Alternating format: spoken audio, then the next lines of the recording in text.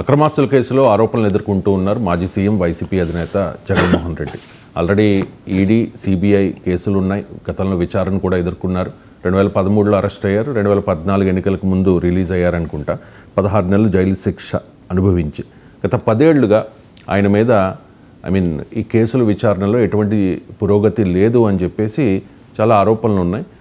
ఏదో వ్యవస్థలను మేనేజ్ చేసి ఏదో చేస్తారు అని చెప్పి కూడా కొన్ని కామెంట్స్ ఉన్నాయి. సో భారతీయ జనతా పార్టీ జగన్ మీద సాఫ్ట్ కార్నర్ చూపించింది అనేది రాజకీయ పక్షాల ఆరోపణ గతంలో. కానీ ఇప్పుడు సుప్రీంకోర్టు చాలా సీరియస్గా రియాక్ట్ అయింది సార్. కేసుల విచారణలో జాప్యంపై అసహనం వ్యక్తం చేసింది. దర్యాప్తు సంస్థలకు సుప్రీంకోర్టు ఆదేశం. జగన్పై కేసుల వివరాలన్నీ ఇవ్వండి, ఏ కోర్టుల్లో ఏమేం కేసులు ఉన్నాయో తెలపండి అని చెప్పి. బహుశా భారతదేశంలో ఇన్నాళ్ల పాటు బెయిల్ మీద ఉన్న వ్యక్తి జగన్మోహన్ రెడ్డి అనుకుంటా సార్, కరెక్టేనా? అంటే అంత లెక్కలా లేవు కానీ డెఫినెట్గా లాంగ్ పీరియడ్ బెయిల్ పీరియడ్ ఉన్నాడు మాట నిజం. ఒక్కటి మనకు ఇలాగే జరిగింది అని కంక్లూడ్ లేకుండా సర్కమ్స్టెన్షియల్ ఎవిడెన్స్ అంటారు. ఇప్పుడు మీకు బీజేపీని వ్యతిరేకించే నేతలంతా ఎంత వేగంగా జైల్లో ఉంటున్నారు, ఎంత ఎక్కువ సమయం జైల్లో ఉంటున్నారు. మీరు హేమంత్ సోరెన్, అరవింద్ కేజ్రీవాల్, మనీష్ సిసోడియా, ఇవన్నీ ఎగ్జాంపుల్స్ మనకు. మనీష్ సిసోడియా, అరవింద్ కేజ్రీవాల్ కేసుల్లో సుప్రీంకోర్టు అన్నది అదే, రైట్ టు స్పీడీ జస్టిస్ ఉంటుంది కదా. మీరు ఇంకా విచారణే మొదలు పెట్టలేదు. విచారణ ఎప్పుడు పూర్తవుతుందో తెలియదు. మీరు ఎంతకాలం ఇలా అండర్ ట్రయల్గా ఉండాలి? ఏళ్ల తరబడి అండర్ ట్రయల్గా ఉండొచ్చా?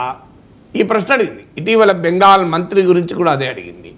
మీకు బెంగాల్ మంత్రి విషయంలో కూడా మీరు ఎప్పుడు క్లోజ్ 3 ఏళ్ళైంది అప్పటికే జైల్లో ఉండబట్టి మీరు ఏం చేస్తారు చెప్పండి అన్నారు. అంటే తృణమూల్ కాంగ్రెస్, డిఎంకే, మీకు సంతాల్ బాలాజీ, మీరు ఆమ్ ఆద్మీ పార్టీ, ఈవెన్ కవిత, బీఆర్ఎస్, జార్ఖండ్ ముక్తి మోర్చా, ఇవన్నీ ఏంటి? ప్రతిపక్ష పార్టీలు. ప్రతిపక్ష పార్టీల నాయకులేమో జైల్లో ఉండడం, జైల్లో విచారణ లేకుండా నెలల తరబడి ఉండడం. మీకు మనీష్ సిసోడియా దాదాపు 1.5-2 years మధ్యలో ఉన్నట్టున్నాడు. So supreme court ఏమడుగుతుంది? ఎంతకాలం జైల్లో ఉంచుతారు చెప్పండి? మీరు వాళ్ళ లిబర్టీని ఎంతకాలం హరిస్తారు? కన్విక్షన్ రేట్ ఏమో చాలా తక్కువ. ఈడీ కేసుల్లో, సిబిఐ కేసుల్లో నెగ్లిజిబుల్ కన్విక్షన్ రేటు. మీరు విచారణ జరపరు, విచారణ పూర్తి కాదు, విచారణ మొదలు పెట్టరు 2 ఏళ్ళైనా. సో మరి ఒక వ్యక్తి స్వేచ్ఛను ఎలా హరిస్తారు మీరు? అందువల్ల రైట్ టు స్పీడీ జస్టిస్ ఉంటుంది అని చెప్పి వాళ్ళు విడుదల చేశారు. జగన్ కేసులో రివర్స్. సో ఈ విచారణలో కదలదు, మెదలదు, కానీ జైల్లో మాత్రం లేడు. ఎందుకు లేడు అనేది ఎవరి కంక్లూజన్ వాళ్ళే. ఇప్పుడు మీరే చెప్పినట్లు బీజేపీతో ప్రత్యక్ష పరోక్ష సంబంధాలు లేకుండా ఎలా సాధ్యమవుతుంది? మాకు జర్నలిజంలో ఒక ప్రిన్సిపల్ ఉంటుంది. నక్సలైట్లు పోలీసుల మధ్య ఎన్కౌంటర్లు బాగా జరుగుతున్న రోజులు ఈ మధ్య కూడా జరుగుతున్నాయి అనుకోండి, వార్తలు రాసేవాళ్ళు. నేను ఈనాడు జర్నలిజం స్కూల్లో రిపోర్టింగ్ దాదాపు 15 ఏళ్ళు పాఠాలు చెప్పాను. సో వాళ్ళకి చెప్పేవాడిని ఎలా రాయాలి వార్త.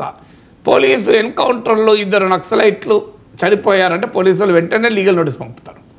మేము ఎన్కౌంటర్లో చంపినామని ఎవరు చెప్పారు? మనకు పోలీసు వాళ్ళ స్క్రిప్ట్ ఉంటుంది కదా. పోలీసులు కోంబింగ్ చేస్తున్న సమయంలో నక్సలైట్లు ఎదురయ్యారు, నక్సలైట్లు తుపాకులు పేల్చారు, పోలీసులు శాంతించమని డిమాండ్ చేస్తే ఆయుధాలు వదిలేయమని వినలేదు, దాంతో ఎదురు కాల్పులు జరిగాయి, పోలీసులకు చిన్న గాయం కూడా తగలదు, ఆడ నక్సలైట్లు మాత్రం లేచిపోతారు. ఇది రొటీన్. వాళ్ళ బ్యాగుల్లో విప్లవ సాహిత్యం దొరికింది. సో ఈ స్క్రిప్ట్ కూడా మారేది కాదు. నేను పోలీసు వాళ్ళ క్లాసులు చెప్పాను కూడా. నా స్టేట్ పోలీస్ అకాడమీలో ఆల్ ఎస్ఐలకు, డిఎస్పీల క్లాసులు చెప్పాను. ఐపీఎస్లో కూడా నేషనల్ పోలీస్ అకాడమీలో 15 ఏళ్ళు రెగ్యులర్గా ఎవ్రీ ఇయర్ పోయేవాడిని. వాళ్ళకి ఇదే చెప్పాను, స్క్రిప్ట్ అన్నా మార్చుకోండియా. ఎప్పుడు సేమ్ స్క్రిప్ట్ ఉంటుంది ఏంటి? స్క్రిప్ట్ కూడా ఒకటే సేమ్. పోలీసులు కోంబింగ్ ఎదురుగా నక్సలైట్లు ఎదురయ్యారు, వాళ్ళు విప్లవ సాహిత్యం పట్టుకొని మావో రచనలు బ్యాగుల్లో వేసుకొని మావో రచనలు చదువుకుంటూ ఒకవైపు, మార్క్స్ ఎంగెల్స్ చదువుకుంటూ ఒకవైపు తుపాకి పట్టుకు, ఇది ఏందా ఎప్పటికీ సేమ్ ఉంటుంది అనేవాడిని నవ్వుకుంటూ. సో అలా మొదలైంది మీకు వ్యవహారం. ఇప్పుడు కూడా ఏంటి, అప్పుడు ఏం చెప్పవాలంటే విలేకరులకు, మీరు ఈ లీగల్ ప్రాబ్లం ఉండకూడదంటే జాగ్రత్తగా రాయండి. పోలీసులకు నక్సలైట్లకు మధ్య భీకర ఎన్కౌంటర్ జరిగింది, ఇది సెంటెన్స్ 1. సెంటెన్స్ 2, ఆ తర్వాత 2 నక్సలైట్ల మృతదేహాలు అక్కడ లభించాయి. మనం ఆ రెండింటి లింక్ చెప్తలేం. ఇప్పుడు కూడా అంతే. ఏంటి, జగన్మోహన్ రెడ్డి పైన కేసులు ఈడీ సిబిఐ కేంద్ర ప్రభుత్వ కేసులు 10 ఏళ్లుగా కదలడం లేదు, మెదలడం లేదు. భారతీయ జనతా పార్టీకి వ్యతిరేకంగా ఉన్న వారి కేసులు మాత్రం ఉరుకులు పరుగుల మీద జైళ్ళకు తీసుకెళ్తున్నారు. జగన్మోహన్ రెడ్డే కాదు, అశోక్ చవాన్, హేమంత్ బిశ్వాస్ శర్మ, బీజేపీలో చేరిన వారికి కూడా కేసులు కదలడం లేదు. ఇవైతే ఫ్యాక్ట్స్ కదా. Fact 1. Fact 2, YSR Congress party గత 10 ఏళ్లలో అధికారంలో ఉన్నా ప్రతిపక్షంలో ఉన్నా సర్వకాల సర్వావస్థలందు బీజేపీకి మద్దతుగా నిలబడ్డది. తెలుగుదేశం పార్టీ నాయకత్వంలో బీజేపీ ఎన్డీఏలో ఒక రాష్ట్రంలో ఉన్నా కూడా వైసీపీ ఇప్పటికీ మోడీ ప్రభుత్వానికి మద్దతు ఇస్తుంది.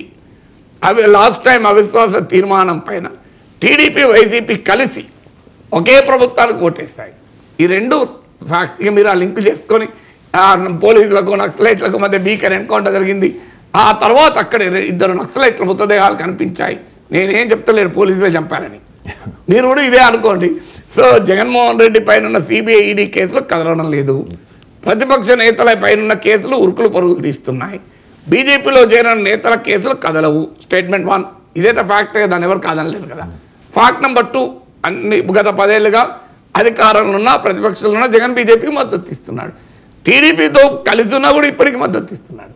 టీడీపీతో బీజేపీ కలిసే ఉంది కదా. స్పీకర్ ఎన్నిక ఒక ఎగ్జాంపుల్ కదా. స్పీకర్ ఎన్నికకు వైసీపీ మద్దతు కూడా అవసరం లేదు. అయినా వైసీపీ మద్దతు బీజేపీ అడిగింది, వైసీపీ ఇచ్చింది కదా. స్పీకర్గా ప్రతిపక్ష అభ్యర్థి పోటీ ఉన్నా మరి వైసీపీ ఎటువైపు ఉన్నది అర్థమవుతుంది కదా, బీజేపీ వైపు ఉంది కదా. టీడీపీ ఉన్నది. ఇవన్నీ 2 లింకులు ఉన్నాయా లేవా ప్రజలు అర్థం చేసుకుంటారు. నేను చెప్పడం ఎందుకు.